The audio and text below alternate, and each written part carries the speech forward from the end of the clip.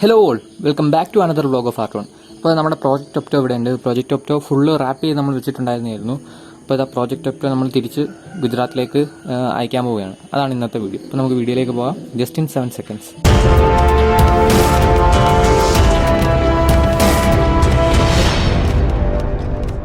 Okay, അപ്പം നമ്മൾ നാട്ടിലില്ലാത്തത് കൊണ്ട് തന്നെ വണ്ടി ഫുള്ള് റാപ്പ് ചെയ്ത് വെച്ചിട്ടാണുള്ളത്. കാരണം മറ്റ് പൊടിയോ അഴുക്കോ കാര്യങ്ങളോ ഒന്നും കയറി നശിക്കേണ്ടെന്ന് കരുതി നമ്മൾ വണ്ടി ഫുള്ള് റാപ്പ് ചെയ്തിട്ടാണുള്ളത്. ഓക്കെ, അപ്പം അതുപോലെ തന്നെ നമ്മൾ വണ്ടി കൊറിയർ ചെയ്യാനായിട്ട് നമ്മൾ ഒരുപാട് കൊറിയർ സർവീസിനെ കോൺടാക്ട് ചെയ്തിട്ടുണ്ടായിരുന്നു. വണ്ടിയുടെ RC ഡീറ്റെയിൽസിന്റെ ചെറിയ ഇഷ്യൂ ഉള്ളത് കൊണ്ട് തന്നെ ആരും വണ്ടി കൊറിയർ ചെയ്യാൻ തയ്യാറായിട്ടുണ്ടായിരുന്നില്ല. പക്ഷേ വണ്ടി നമുക്ക് ഗുജറാത്തിൽ നിന്ന് നമ്മുടെ നാട്ടിലേക്ക് വന്നത് ഗാട്ടി സർവീസ് വഴി തന്നെയാണ്. അവരെ കോൺടാക്ട് ചെയ്തപ്പം അവർ നാട്ടിൽ നിന്ന് അങ്ങോട്ട് അയക്കാനുള്ള ഒരു അവർ സമ്മതിക്കുന്നില്ല. ഓക്കെ, അപ്പം അങ്ങനെ നമ്മൾ പലരെയും കോൺടാക്ട് ചെയ്ത് ലാസ്റ്റ് റീഹൗസ് പാക്കേഴ്സ് ആൻഡ് മൂവേഴ്സ് എന്ന് പറഞ്ഞൊരു കൊറിയർ സർവീസാണ് നമുക്ക് വണ്ടി കൊറിയർ ചെയ്യാമെന്ന് പറഞ്ഞിട്ടുള്ളത്. അതായത് ഒരു ലെറ്റർ എഴുതി ഈ ഒരു പർപ്പസിന് വേണ്ടിയിട്ടാണ് വണ്ടി ബിൽഡ് ചെയ്തിട്ടുള്ളത്. അങ്ങനെ ഒരു ലെറ്റർ എഴുതി നമ്മുടെ ഒരു പ്രൂഫ് തന്നു കഴിഞ്ഞാൽ അവർ കൊറിയർ ചെയ്യാൻ സമ്മതിച്ചിട്ടുണ്ട്. അങ്ങനെ നമ്മൾ വണ്ടി അവർക്ക് കൊറിയർ ചെയ്യാൻ കൊടുത്തിരിക്കുകയാണ്. പക്ഷേ കുറച്ച് റേറ്റ് ആയിട്ടുണ്ട്, കാരണം ഒരു 10,000 റുപ്പീസോളം നമുക്കിത് കൊറിയർ ചെയ്യാനായിട്ടുണ്ട്. ഓക്കെ, അപ്പോൾ എന്തായാലും നമ്മൾ വണ്ടി സ്കെൽട്ടൺ ആയിട്ടാണ് നമ്മൾ കൊറിയർ ചെയ്യുന്നത്. അതായത് ബോഡി ഫുള്ള് റിമൂവ് ആക്കി വണ്ടി സ്കെൽട്ടൺ രീതിയിലാണ് നമ്മൾ കൊറിയർ ചെയ്യുന്നത്. ഓക്കെ, അപ്പോൾ എന്തായാലും ബോഡി നമ്മൾ കൊണ്ടുപോകാനാണ് പോകുന്നത്, കൊണ്ടുപോയി അവിടെ പോയി ബിൽഡ് ചെയ്യാനാണ് പോകുന്നത്.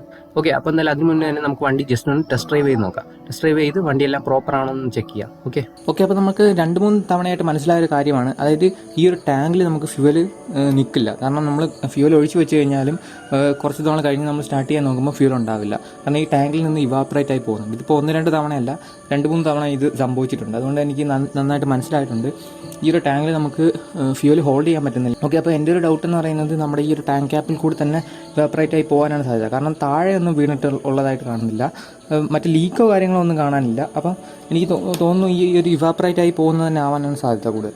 ഓക്കെ, അപ്പം തന്നെ നമുക്ക് കുറച്ച് ഫ്യൂൽ വാങ്ങിച്ചുകൊണ്ട് വന്നിട്ട് സ്റ്റാർട്ട് ചെയ്യാം. ഓക്കെ, അപ്പോൾ നമ്മൾ കുറച്ച് ഫ്യൂൽ എടുത്തിട്ടുണ്ട്. അപ്പോൾ നമ്മൾ ടാങ്കിലേക്ക് ഫില്ല് ചെയ്തിട്ടില്ല, കാരണം നമ്മൾ ടാങ്ക് വീണ്ടും നമ്മൾ പെട്രോളെല്ലാം റിമൂവ് ആക്കി ക്ലീൻ ആക്കി എടുക്കേണ്ടതുണ്ട്. അതുകൊണ്ട് തന്നെ നമ്മൾ മറ്റൊരു ബോട്ടിലാക്കിയിരിക്കുകയാണ്.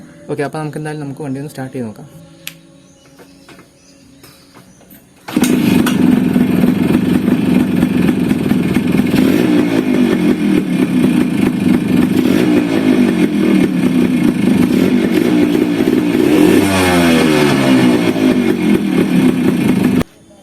ഓക്കെ, അപ്പോൾ അതാ നമ്മുടെ തറയാൻ കണ്ടില്ലേ, അത്യാവശ്യം നല്ല രീതിയിലൊന്ന് ടെസ്റ്റ് ഡ്രൈവ് എല്ലാം ചെയ്ത് വണ്ടി ഒന്ന് സെറ്റാക്കിയിരിക്കുകയാണ്.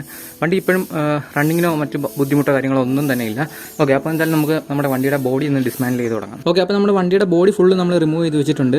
ഇനി നമുക്ക് ജസ്റ്റ് ഒന്ന് വാഷ് ചെയ്ത് കൂടി വെക്കാം. ശേഷം നമുക്ക് കൊറിയർ ചെയ്യാം.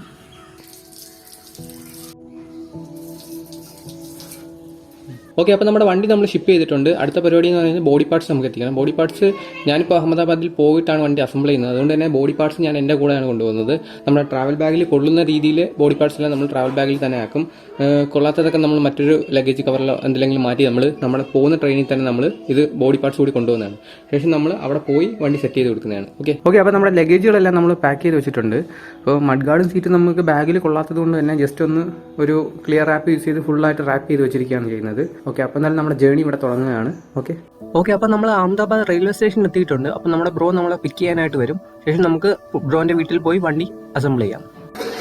ഓക്കെ, അപ്പോൾ നമ്മളങ്ങനെ ഗുജറാത്തിലെത്തിയിട്ടുണ്ട്. നമ്മുടെ ഒപ്റ്റോ ഇവിടെ ഉണ്ട്.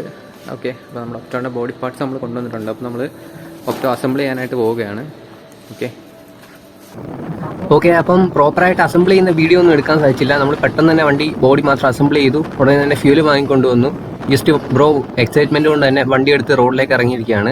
നമ്മുടെ നാട്ടിലെ പോലെ അല്ല, ഇവിടെ ഹെൽമെറ്റ് വേണ്ട, മറ്റ് ലീഗൽ ഇഷ്യൂസ് ഒന്നും തന്നെ ഇവിടെ ഇല്ല. അതുകൊണ്ട് ധൈര്യമായി തന്നെ നമുക്ക് വണ്ടി പബ്ലിക് റോഡിലൂടെ എല്ലാം ഓടിക്കാം.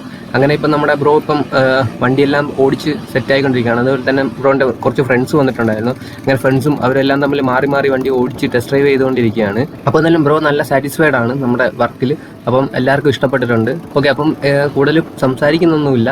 ജസ്റ്റ് നമ്മൾ വണ്ടി വന്നു, അസംബിൾ ചെയ്തു, റോഡിലെല്ലാം ഇട്ട് ടെസ്റ്റ് ഡ്രൈവ് ചെയ്തു.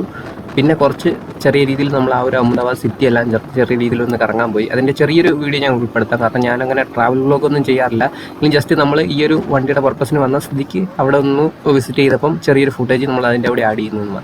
ഓക്കെ, അപ്പോൾ ആദ്യ ദിവസം രാത്രി തന്നെ നമ്മൾ കൊച്ചി മറൈൻ ഡ്രൈവ് പോലൊരു സ്ഥലത്താണ് വന്നിട്ടുള്ളത്. എങ്കിലും അത്യാവശ്യം നല്ല ഭംഗിയുണ്ട്, ഇവിടെ കാണാൻ വൃത്തിയുണ്ട്. ഇത് സബർമതി റിവറാണ് നമ്മൾ ഈ ഓപ്പോസിറ്റ് കാണുന്നത്. ഓക്കെ, പിറ്റേ ദിവസം നമ്മളൊരു പാവ്ഗഡ് എന്ന് പറഞ്ഞൊരു അത്യാവശ്യം മലയുടെ മുകളിലൊരു ടെമ്പിളും ഒരു ദർഗയും ഒക്കെ ഉള്ള ഒരു സ്ഥലത്തായിരുന്നു പോയത്. അവിടെ തന്നെ ഒരു കേബിൾ കാറും ഒക്കെ ഉണ്ടായിരുന്നു, അതിലൊക്കെ കയറാനും സാധിച്ചു.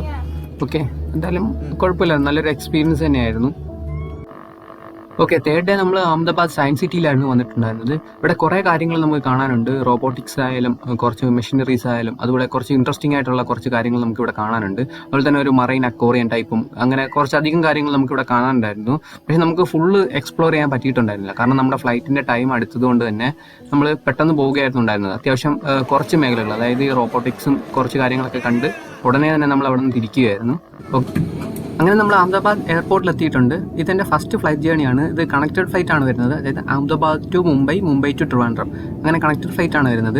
ഓക്കെ, അപ്പം നിങ്ങൾ കാണുന്ന എൻ്റെ ഫസ്റ്റ് ഫ്ലൈറ്റ് ടേക്ക് ഓഫ് ആണ്. അപ്പം എന്തോ ഒരു ഭാഗ്യത്തിന് നമുക്ക് ഫസ്റ്റ് ഫ്ലൈറ്റ് തന്നെ നമുക്ക് വിൻഡോ സീറ്റ് തന്നെ കിട്ടിയിട്ടുണ്ടായിരുന്നു. അതുകൊണ്ട് എന്തായാലും ഫ്ലൈറ്റ് ടേക്ക് ഓഫ് ചെയ്യുന്നത് കാണാൻ പറ്റിയെങ്കിലും രാത്രി ആയതുകൊണ്ട് തന്നെ കുറച്ച് വിഷ്വൽസിൻ്റെ കാര്യങ്ങളൊക്കെ കുറച്ച് കുറവുണ്ടായിരിക്കും. ഓക്കെ, എങ്കിലും നല്ലൊരു എക്സ്പീരിയൻസ് തന്നെയായിരുന്നു. അതുപോലെ തന്നെ ഞാൻ വളരെ ഹാപ്പിയോട് കൂടിയാണ് തിരിച്ച് നാട്ടിലേക്ക് പോകുന്നത്. കാരണം നമ്മൾ ഒപ്റ്റോ പുള്ളിക്ക് ഹാൻഡ് ഓവർ ചെയ്തതിൽ പുള്ളി നല്ല സാറ്റിസ്ഫൈഡ് ആണ് വണ്ടിയുടെ കാര്യത്തിൽ. നമ്മുടെ ചെയ്ത വർക്കിലുമായാലും അതുപോലെ തന്നെ വണ്ടി പുള്ളിക്ക് നന്നായിട്ട് ഇഷ്ടപ്പെട്ടിട്ടുണ്ട്. അത് കാണുമ്പോൾ തന്നെ നമുക്കൊരു വളരെ ഒരു സന്തോഷമുണ്ട്. ഓക്കെ, അപ്പം ഞാൻ 3 ദിവസം അഹമ്മദാബാദ് ഉണ്ടായിരുന്നു. ആ 3 ദിവസവും പുള്ളി ലീവ് എടുത്ത് എൻ്റെ ഒപ്പം തന്നെ ഉണ്ടായിരുന്നു. വളരെ സന്തോഷമുണ്ട്. അത് നല്ല ഫ്രണ്ട്ലി ആയിട്ടുള്ളൊരു ആളായിരുന്നു ഈ നമ്മുടെ ഒപ്റ്റോയുടെ ഓണർ. ഓക്കെ, അപ്പോൾ എന്തായാലും പുള്ളി നാട്ടിലേക്ക് വരാമെന്ന് ഒരു ദിവസം പറഞ്ഞിട്ടുണ്ട്. അപ്പോൾ എന്തായാലും നമ്മൾ നമ്മുടെ RDXും ഒക്കെ ടെസ്റ്റ് ഡ്രൈവ് ചെയ്യുന്ന ഒരു വീഡിയോ നമ്മൾ ഉൾപ്പെടുത്താം. ഓക്കെ, അപ്പോൾ എന്തായാലും ഈ ഒരു വീഡിയോ നമ്മളിവിടെ അവസാനിപ്പിക്കുകയാണ്. എല്ലാവർക്കും ഈ ഒരു വീഡിയോ ഇഷ്ടമായെന്ന് കരുതുന്നു. അപ്പോൾ എല്ലാ വീഡിയോയിലും പറയുന്നത് പോലെ തന്നെ then show some super support in the form of likes, comments and subscribes. Thanks for watching.